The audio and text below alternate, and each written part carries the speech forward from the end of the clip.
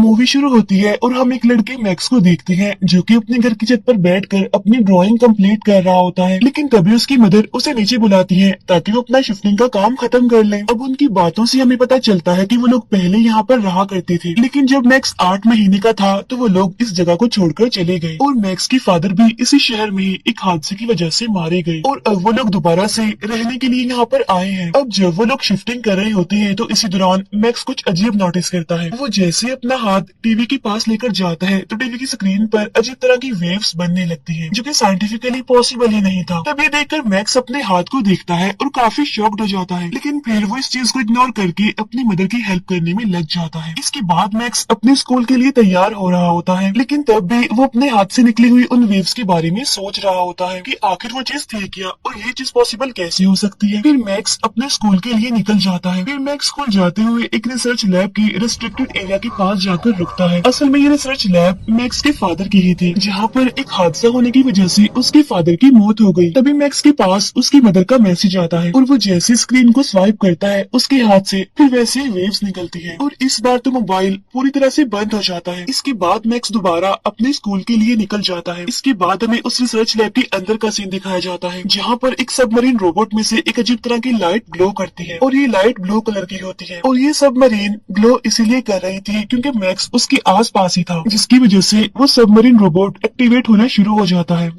इसके बाद स्कूल जाते हुए रास्ते में एक गाड़ी से टकराने की वजह से मैक्स की साइकिल टूट जाती है और मैक्स दूर जाकर गिरता है। तब उसकी मदद करने के लिए वो कार ड्राइवर जो कि एक लड़की थी वो आती है और इस लड़की का नाम सोफिया होता है। वो मैक्स से कहती है कि स्कूल के बाद तो मुझे मिलना, मैं तुम्हारी साइकिल को बिल्कुल ठीक कर दूंगी। इसके बाद जब मैक्स स्कूल जाता है तो हमें पता चलता है कि मैक्स के फादर इस शहर में काफी फेमस थे और लोग उनकी काफी इज्जत किया करते थे। स्कूल खत्म होने के बाद मैक्स एक जगह पर जाकर बैठ जाता है, जहाँ पर वो उन वेव्स यानी अपनी पावर्स के बारे में सोचकर काफी कंफ्यूज होता है। लेकिन तभी वहाँ पर सोफिया अपनी गाड़ी लेकर आती है और मैक्स की साइकिल को ठीक करने के लिए वो उसे अपने गैरेज में ले जाती है। गैरेज में जाकर सोफिया मैक्स की साइकिल को बिल्कुल ठीक कर देती है। इसी दौरान हम नोटिस करते हैं कि वो दोनों एक दूसरे से मिलकर बहुत खुश हैं। इसके बाद मैक्स अपने घर वापस चला जाता है। घर आकर मैक्स अपने घर में माइल्स नाम के एक आदमी को पाता है और उसकी मदर उससे बात कर रही होती है। असल में ये पर्सन यानी माइल्स मैक्स के फादर के साथ काम किया करता था और ये इनका एक फैमिली फ्रेंड भी था। फिर हमें उसी रिसर्च लैब में वही सबमरीन रोबोट दिखाया जाता है, जहाँ उसके अंदर वो ब्लू लाइट फिर से ग्लो करने लगती है। लेकिन इस बार वहाँ पर पानी में एक काफी बड़ा ब्लास्ट होता है और वो जो चीज होती है वो पानी को एक शेप दे देती है। तब दो साइंटिस्ट वहाँ पर चेक करने के लिए आते हैं। तब उनमें से एक साइंटिस्ट उस चीज को टच करने के लिए आगे बढ़ता है। अब जैसे वो साइंटिस्ट उस चीज को हाथ लगाने वाला होता ही है कि दूसरा साइंटिस्ट पावर को कट कर देता है, जिसके बाद पानी से एक छोटा सा फ्लाइंग ऑब्जेक्ट बाहर आता है और वो वहाँ से भाग रहा होता है। तो वो दोनों साइंटिस्ट जल्दी से सिक्योरिटी को बुलाते हैं ताकि वो उस फ्लाइंग ऑब्जेक्ट को ढूंढ सके। वो छोटा सा फ्लाइंग ऑब्जेक्ट रिसर्च लैब से भागने की कोशिश करता है। तब उसे रोकने के लिए बहुत सारे सिक्योरिटी गार्ड्स उसके पीछे पड़ जाते हैं, लेकिन वो फ्लाइंग ऑब्जेक्ट बिल्कुल बॉल की तरह होती है और उसकी स्पीड भी काफी तेज होती है और पावर कट होने की वजह से वहाँ हर तरफ अंधेरा ही अंधेरा था और इतना अंधेरा होने की वजह से सिक्योरिटी गार्ड्स को भी काफी मुश्किल पेश आ रही थी उस फ्लाइंग ऑब्जेक्ट को पकड़ने में, जिसकी वजह से वो उसे नहीं रोक पाते और वो फ्लाइंग ऑब्जेक्ट उस रिसर्च लैब से निकल जाता है। उधर मैक्स के घर का सीन दिखाया जाता है, जहाँ पर वो लोग खाना खा रहे थे। वो आदमी माइल्स कहता है कि मैं और मैक्स की फादर हमेशा इस बात पर डिस्कस करते रहते थे कि हमारा गोल क्या है। अब यहाँ पर हमें पता चलता है कि असल में माइल्स ने ही मैक्स और उसकी मदर को काफी इंसिस्ट करके यहाँ इस शहर में बुलाया था। इसके बाद माइल्स वहाँ से चला जाता है। मैक्स भी अपने रूम में चला जाता है सोने के लिए। फिर वो अपने रूम में पहुंचकर कंप्यूटर में अपने फादर की रिसर्च लैब में हुए उस हादसे के बारे में सर्च करता है जिसमें उनकी मौत हुई थी। तो वहाँ पर मिले कुछ क्लिप्स की मदद से हमें ये पता चलता है कि एक बहुत बड़े तूफान की वजह से उसके फादर की मौत हुई थी, लेकिन नेचुरली ऐसा तूफान पॉसिबल ही नहीं है। तो इसका मतलब ये है कि वो तूफान किसी ने खुद बनाया था, लेकिन वो तूफान किसने बनाया था, किस मकसद के लिए बनाया था, इसके बारे में हम आगे जानेंगे। अभी मैक्स उन क्लिप्स को देख ही रहा होता है कि तभी अचानक से उसका कंप्यूटर ऑफ हो जाता है, जिसकी वजह से गुस्से में मैक्स जैसे ही अपना हाथ टेबल पर मारता है तब उसके हाथ से दोबारा वही एनर्जी लिक्विड वेव्स बाहर निकलती है और इस बार तो वो नजर भी आ रही थी, जिन्हें देखकर मैक्स बहुत बहुत घबरा जाता है। घबराते हुए वो अपने हाथ को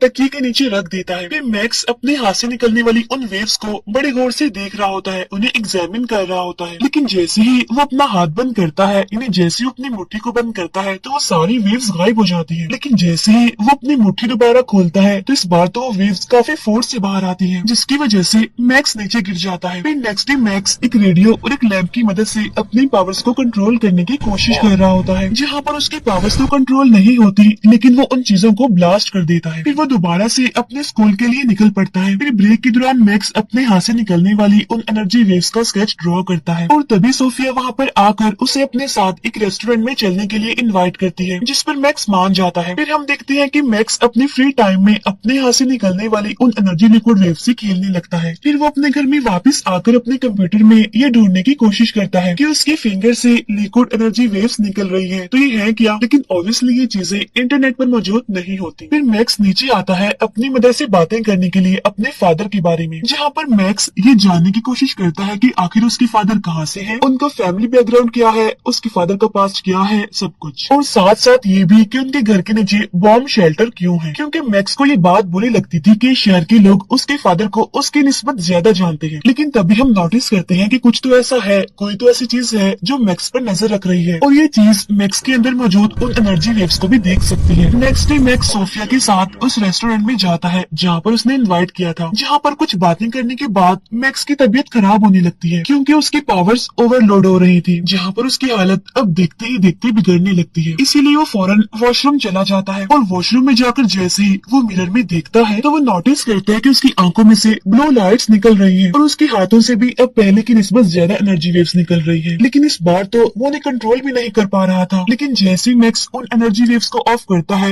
वॉशरूम की लाइट्स भी ऑफ हो जाती है, जिसकी वजह से वहाँ पर हर तरफ अंधेरा हो जाता है और अब तो मैक्स की बॉडी से भी ब्लू कलर की लाइट्स निकलने लगती है, जो कि काफी हैरान कर देने वाली बात थी। इसका मतलब ये है कि उसकी पूरी बॉडी में ही एनर्जी वेव्स है, ना कि सिर्फ उसके हाथों में। अब इन सब की वजह से जाहिर सी बात है मैक्स बहुत डर जाता है और वो सोफिया को वहीं पर अकेला छोड़कर वहाँ से भाग जाता है। लेकिन यहाँ पर हम नोटिस करते हैं कि जो चीज मैक्स पर नजर रख रही थी वो उसका पीछा करते हुए यहाँ रेस्टोरेंट में भी आई हुई थी। अब जहाँ जहाँ मैक्स भाग रहा होता है, जा रहा होता है, वो चीज भी उसका पीछा करती है। मैक्स भागते भागते जंगल में चला जाता है और जंगल में पहुँचते ही मैक्स की बॉडी से निकलती हुई एनर्जी वेव्स बहुत ही ज्यादा क्वांटिटी में अब बाहर निकलती है, यानी कि उसकी एनर्जी वेव्स अब आउट ऑफ कंट्रोल हो गई थी, जिसकी वजह से अब सिचुएशन भी कंट्रोल से बाहर निकलती हुई नजर आ रही थी। इन सब से डरते हुए घबराते हुए मैक्स बहुत जोर से चिल्लाता है, जिसकी वजह से बहुत सारी एनर्जी वेव्स उसकी बॉडी से निकलती है। यही वजह बनती है कि मैक्स फौरन बेहोश हो जाता है। अगले सीन में मैक्स अपनी आंखें खोलता है अपने घर की बेड पर, लेकिन उसे ये समझ नहीं आती कि वो तो बेहोश हो गया था, तो वो फिर अपने घर कैसे आया। अब वो जैसे फ्रेश होने के लिए वॉशरूम में जाता है तो वो देखता है कि उसके टी शर्ट पर बहुत सारे छोटे छोटे सुराख बने हुए हैं और ये सब कुछ उस एनर्जी वेव्स के बाहर निकलने की वजह से हुआ है। अब वो जैसे ही अपने टी शर्ट को रिमूव करता है तो उसकी चेस्ट पर हम अजीब तरह के निशानों को भी नोटिस करते हैं। तब ये देखकर मैक्स तो बहुत डर जाता है और काफी घबरा जाता है। अब मैक्स जैसे ही मिरर के पीछे रखी हुई मेडिसिन को लेकर मिरर को बंद करता है तो उसके पीछे हमें वही छोटा फ्लाइंग ऑब्जेक्ट दिखता है, जिसकी वजह से मैक्स डरते हुए अपने रूम में जाकर रूम का दरवाजा बंद कर लेता है। फिर वो फ्लाइंग ऑब्जेक्ट मैक्स के कमरे में भी घुस जाता है। यहाँ पर वो फ्लाइंग ऑब्जेक्ट बोलता है और अपना नाम बताता है। वो कहता है कि मेरा नाम स्टील है और मैं एक सिलिकॉन बेस्ड लाइट फॉर्म हूँ। इसका मतलब मैं एक आउटर स्पेस से आया हुआ एलियन हूँ और मेरा बेसिक काम है तुम्हें यानी मैक्स को प्रोटेक्ट करना। इसके बाद हम देखते हैं कि मैक्स की बॉडी से फिर से एनर्जी वेव्स निकलना शुरू हो गई है और तब वो छोटा फ्लाइंग ऑब्जेक्ट यानी कि स्टील उन एनर्जी वेव्स को अपने अंदर अब्सॉर्ब कर लेता है। अब क्योंकि मैक्स को स्कूल भी जाना होता है, इसलिए वो स्टील को भी अपने साथ अपने बैग में डालकर ले जाता है। फिर मैक्स स्टील को उसी जगह पर छोड़ने जाता है जहाँ पर वो उसे फर्स्ट टाइम मिला था, यानी कि जंगल में। अब जंगल के रास्ते से जाते हुए स्टील मैक्स को बताता है कि तुम्हारी बॉडी से जो एनर्जी वेव्स निकल रही हैं, इसकी वजह से ही तुम जिंदा हो और अगर मैं तुम्हारी बॉडी से निकलने वाली उन एनर्जी वेव्स को अब्सॉर्ब नहीं करूंगा तो तुम ब्लास्ट हो जाओगे। इतनी ही देर में वहाँ पर कुछ खतरनाक लोग आ जाते हैं जिनके पास गन्स भी होती हैं। ये लोग असल में स्टील को ढूंढने के लिए यहाँ पर आए थे। तब उनको देखते ही मैक्स और स्टील दोनों ही छुप जाते हैं। फिर हम देखते हैं कि वो लोग एक डिवाइस की मदद से उन एनर्जी वेव्स का पता लगा रहे थे, लेकिन यहाँ पर मैक्स अपनी पावर्स का यूज करके उस डिवाइस को ऑफ कर देता है। इसका मतलब ये है कि अब मैक्स थोड़ा बहुत अपनी पावर्स को कंट्रोल करना सीख गया है। लेकिन तभी अचानक उन लोगों की नजर मैक्स और स्टील पर पड़ जाती है और वो उन पर फायरिंग करने लगते हैं। इसी वजह से मैक्स और स्टील को वहाँ से भागना पड़ता है। अब भागते भागते स्टील को कुछ यादें आने लगती हैं। अब क्योंकि मैक्स और स्टील दोनों एक दूसरे दूसरे के साथ कनेक्टेड है, इसीलिए स्टील की उन यादों को मैक्स भी देख पा रहा था, जिसमें पहले तो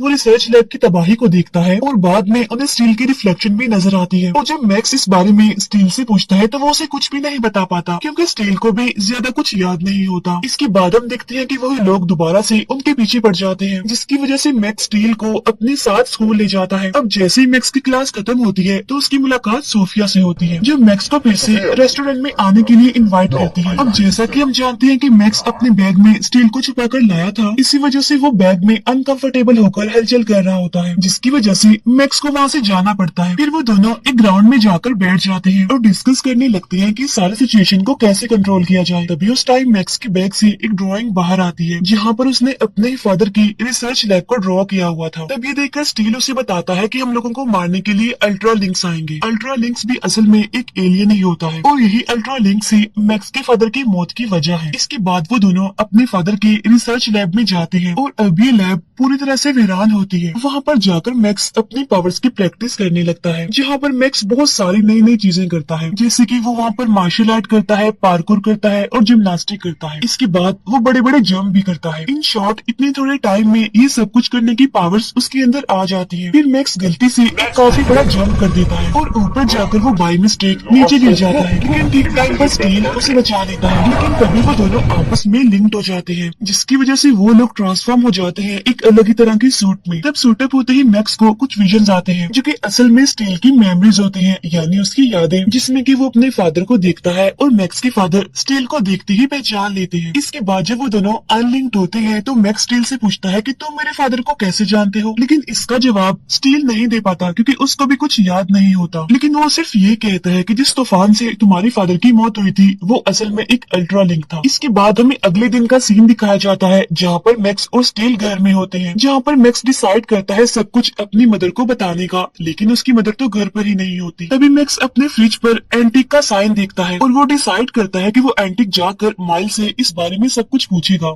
एंटिक असल में एक कंपनी होती है और मैक्स माइल्स के पास इसीलिए जाना चाहता था क्योंकि उसकी फादर की मौत के टाइम माइल्स भी वहीं पर ही मौजूद था। इसीलिए वो स्टील को लेकर वहाँ से निकल पड़ता है, लेकिन रास्ते में दोबारा उन्हें फिर वही लोग मिल जाते हैं जो पहले भी उनका पीछा कर रहे थे। तब मैक्स किसी तरह उनका ध्यान भटकाते हुए दोबारा से सोफिया की गाड़ी के आगे आ जाता है, लेकिन अब क्योंकि एंटिक यहाँ से 20 माइल की दूरी पर था, इसीलिए वो सोफिया से लिफ्ट ले लेता है। फिर इसी एंटिक की लॉन्ग जर्नी में वो दोनों एक दूसरे से बातें करते हैं और एक दूसरे के साथ कनेक्ट होने की भी कोशिश करते हैं, जिसके लिए वो दोनों आपस में काफी फ्रैंक होकर बातें करते हैं। फिर कुछ टाइम के बाद वो लोग एंटिक पहुँचते हैं माइल्स से मिलने के लिए, जहाँ पर माइल्स मैक्स के फादर के काम को आगे बढ़ाने की कोशिश कर रहा है। फिर मैक्स माइल्स से अकेले में जाकर बात करता है। असल में मैक्स ये जानना चाहता था कि जिस रात उसके फादर की डेथ हुई थी उस रात को एक्चुअल में उसके फादर के साथ हुआ क्या था, लेकिन ये बात माइल्स को भी पता नहीं होती, क्योंकि वो तो मैक्स के फादर की मौत के बाद वहाँ पर पहुंचा था। और तभी माइल्स मैक्स को एक डिवाइस दिखाता है, जो कि असल में मैक्स के फादर का ही बनाया हुआ एक मॉडल है और ये डिवाइस एनर्जी को यूज करती है, लेकिन सिंपल कहा जाए तो ये डिवाइस क्लीन एनर्जी का सोर्स है। इसी दौरान मैक्स की तबीयत फिर से खराब होने लगती है, क्योंकि उसकी बॉडी के अंदर जो एनर्जी वेव्स थी वो फिर से ओवरलोड हो रही थी। तब उसकी बॉडी से निकलने वाली एनर्जी वेव्स को माइल्स भी देख लेता है, जिसे देखकर वो बहुत ही ज्यादा शॉक्ड हो जाता है और मैक्स पहले की तरह ही वहाँ से भाग जाता है। भागते भागते मैक्स एक जगह पर आ जाता है, जहाँ पर एक अजीब सा तूफान उसका पीछा कर रहा था और इसी दौरान एक औरत की गाड़ी रेलवे ट्रैक पर आकर फंस जाती है। तब मैक्स उस लेडी की हेल्प करने के लिए जाता है और वो अपनी पावर से उसकी गाड़ी को स्टार्ट भी कर देता है। अब देखते ही देखते वो तूफान मैक्स को अपनी तरफ खींचने लगता है और जब वो मैक्स को निकलने वाला होता है तो बिल्कुल ठीक टाइम पर वहाँ स्टील आ जाता है। यहाँ पर वो दोनों लिंक्ड होते हैं और एक बार फिर से उस सूट में ट्रांसफॉर्म हो जाते हैं और इस बार मैक्स काफी अच्छे से उस सूट का इस्तेमाल करके उस तूफान को खत्म कर देता है और ये तूफान भी एक अल्ट्रा लिंक था। तूफान को खत्म करने के बाद जब मैक्स अल्ट्रा लिंक की तरफ आगे बढ़ता है तो वो देखता है कि वो अल्ट्रा लिंक तो बिल्कुल स्टील की तरह ही दिख रहा है, तो इसका मतलब साफ था कि स्टील भी अल्ट्रा लिंक का ही हिस्सा है। तब यहाँ पर फिर से मैक्स को विजन्स आने लगते हैं और इन विजन्स को देखकर ऐसा लगता है कि स्टील ने मैक्स के फादर को मारा है, लेकिन स्टील यहाँ पर मैक्स को बताता है कि तुम्हारी फादर इस एनर्जी वेव को जो कि तुम्हारे अंदर है इसी अल्ट्रा लिंक के खिलाफ यूज कर रहे थे, यानी कि तुम्हारे फादर के अंदर भी ये एनर्जी मौजूद थी जो कि तुम्हारे अंदर है। यहाँ पर स्टील मैक्स को ये भी बताता है कि अल्ट्रा लिंक्स असल में जमीन को डिस्ट्रॉय करने के लिए आए हैं और सिर्फ तुम्हारी एनर्जी ही अल्ट्रा लिंक्स को रोक सकती है। लेकिन मैक्स इन सभी चीजों की वजह से काफी पैनिक कर जाता है और काफी डर भी जाता है, क्योंकि ये सारे काम उसके फादर भी कर रहे थे और उनकी मौत हो गई। इसीलिए वो भाग कर अपने घर जाता है, जहाँ पर वो देखता है कि कुछ ऑफिसर्स उसके घर की तलाशी ले रहे हैं। तब ये देखकर मैक्स समझ जाता है कि ये सारे लोग उसके पीछे उसके घर तक आ गए हैं। इसी वजह से मैक्स वहाँ से भागकर सोफिया के घर चला जाता है, जहाँ वो सोफिया की गाड़ी उससे मांगता है और गाड़ी में बैठकर वो एंटी के लिए निकल जाता है और रास्ते में वो माइल्स को कॉल करता है। तब माइल्स उसे उसकी फादर की पुरानी रिसर्च लैब की तरफ आने के लिए कहता है। इसके फौरन बाद हमें मैक्स के घर का सीन दिखाया जाता है, जहाँ पर इस मूवी का एक बड़ा ट्विस्ट रिवील होता है कि मैक्स की मदर असल में एंटी कंपनी की असल ऑनर है और वो उन ऑफिसर्स को मैक्स को ढूंढने का ऑर्डर देती है। इसके बाद हमें दोबारा से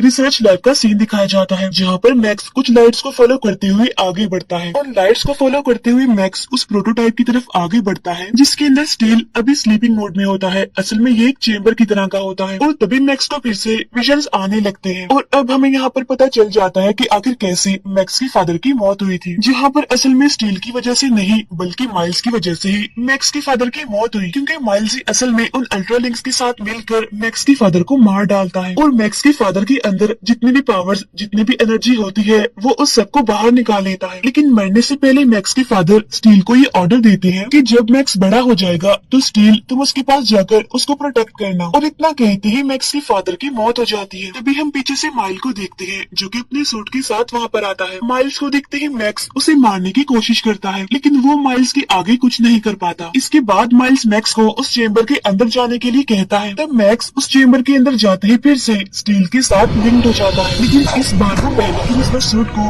पूरी तरह से कंट्रोल कर पा रहा था। इसके बाद वो दोनों यानी मैक्स और माइल्स आपस में लड़ने लगते हैं और यहाँ पर हमें उनकी जबरदस्त फाइट देखने को मिलती है। यहाँ पर मैक्स माइल्स पर भारी पड़ता है और उसे मार डालता है। इसी फाइट के दौरान यहाँ पर रिवील होता है कि असल में मैक्स के फादर कोई इंसान नहीं थे बल्कि वो एक एलियन थे। लेकिन जाहिर सी बात है कि मैक्स भी एक एलियन ही है। अब सब कुछ खत्म होने के बाद हम देखते हैं मैक्स को जो कि अपने घर में अपनी मदर के साथ होता है और यहाँ हम जान पाते हैं कि मैक्स की मदर को सब कुछ पहले से ही पता था कि मैक्स की फादर असल में एक एलियन है और उनका बेटा मैक्स भी एक एलियन ही है और उसके अंदर भी अपनी फादर की तरह सुपर पावर्स है। लेकिन वो ये नहीं जानती थी कि माइल्स इन सभी चीजों का गलत इस्तेमाल करना चाहता था। इसके बाद मैक्स और सोफिया एक दूसरे से बातें कर रहे होते हैं। यहाँ पर उन दोनों के बीच एक रिलेशन एक बॉन्डिंग बन जाती है और इसी सीन के साथ ये मूवी यहीं पर एंड हो जाती है। Thank you.